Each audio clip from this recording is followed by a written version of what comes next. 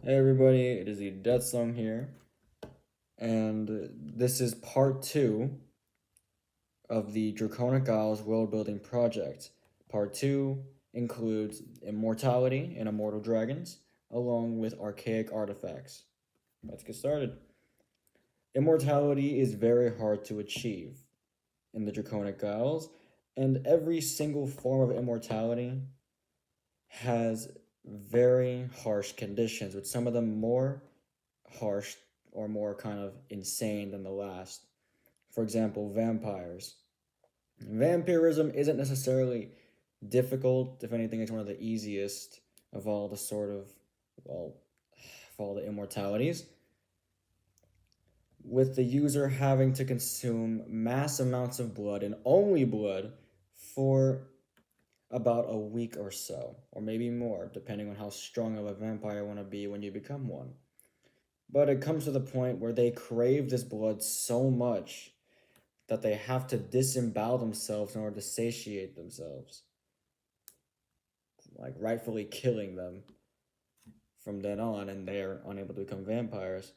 But those that are able to scave off that disemboweling part will become a vampire after a week.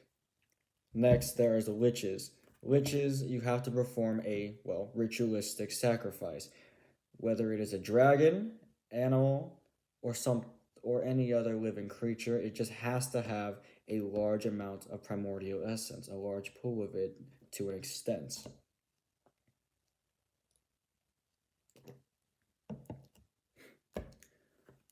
So once everything is in place, the person or dragon that would want to become a lich will have to stab themselves in any part of their body and then pour that blood all on where they're doing the ritual. For example, they would have to pour it on the dead corpse or the thing that gets sacrificed. And then and only then will they actually become a lich at that very moment. But most of the time, it takes a very heavy sacrifice. Like most of the time, a user or someone that wants to become a lich would have to stab themselves in the chest or hearts and then pour the blood everywhere, which, could kill them if they aren't strong enough. But those that can survive the process will become a lich. Then there's devils. Devils are they're hard to explain. There's somebody that has to get rid of almost every bit of their life essence. Like last video, I explained how there are usable primordial essence and unusable primordial essence, with unusable being your life essence as a whole.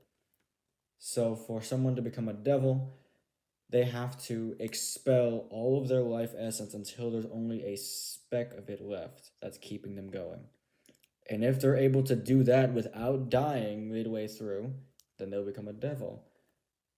And devils are the only sort of immortality that can turn other dragons into devils. And then we come to the three strongest and hardest immortalities to obtain: Death Angels, Fallen Paladins, and Blood Angels. Death Angels are extremely difficult, but and it has a heavy price as well. Death Angels come from a man who is able to overcome their own death by using primordial essence. What I mean by that is that you have to be dead. You have to die and be able to resurrect yourself by using immense primordial essence you had in your life. And only then will you become a death angel.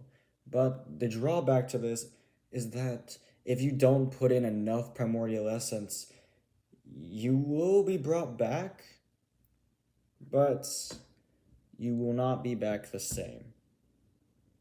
You will be you will pretty much turn into a feral husk of what you once were. Death angels are represented by pitch black, feathered wings that they can hide or show, whether they want to flex or not. And death angels also have increased physical attributes. like increased speed, increased strength, increased agility, so on and so forth. Then there are fallen paladins. Fallen paladins are actually, I want to say, the opposite. Fallen paladins are created when a mortal, a dragon that's not immortal, kills an immortal. This could be like an immortal creature, like a vampire. This could be someone killing a vampire, somebody killing a lich, somebody killing a devil, who knows? Any sort of immortality except death angels or other fallen paladins. When someone were to become a fallen paladin, there's no any drawbacks. They're just immortal, really. There's no drawback to it when you become a fallen paladin. But I would say the only drawback is the fact that you have to kill an immortal, so that's already a very difficult task. Fallen paladins are indicated by white, like pure white feathered wings that they can hide or show to flex, along with increased perception of primordial essence.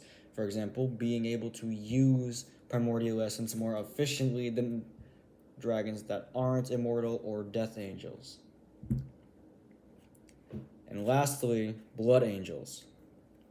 Blood angels are a certain case, or a special case at that, where a non-immortal, a normal mortal, has to kill not just any immortal, but a death angel or a fallen paladin. Doing this will result in the user gaining blood red feathered wings that, just like the death angel and fallen paladin, can hide or show, just to flex. And blood angels also gain the best of both worlds, being physically enhanced along with being able to use primordial essence more efficiently, along with an upsurge of primordial essence. That being said, let's move on to archaic artifacts. Archaic artifacts are powerful materials that can range from that can range from being able to nullify any sort of primordial verse or any sort of refined technique upon impact to just being a weapon that's infused with primordial essence. Archaic artifacts are extremely powerful. For example,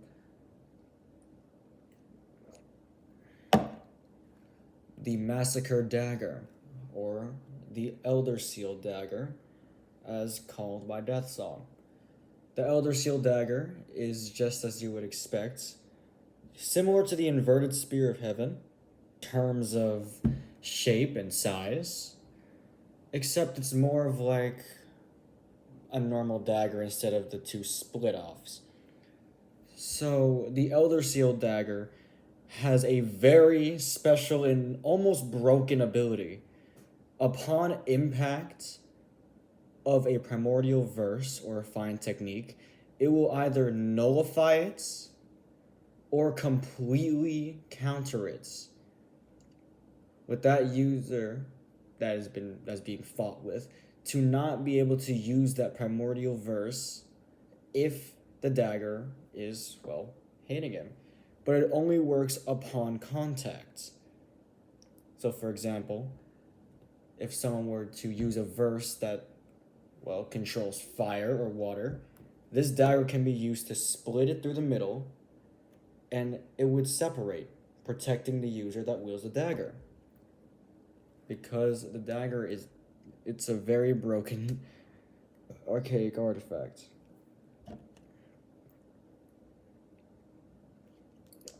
Another very broken archaic artifact are the Kraken quick shots.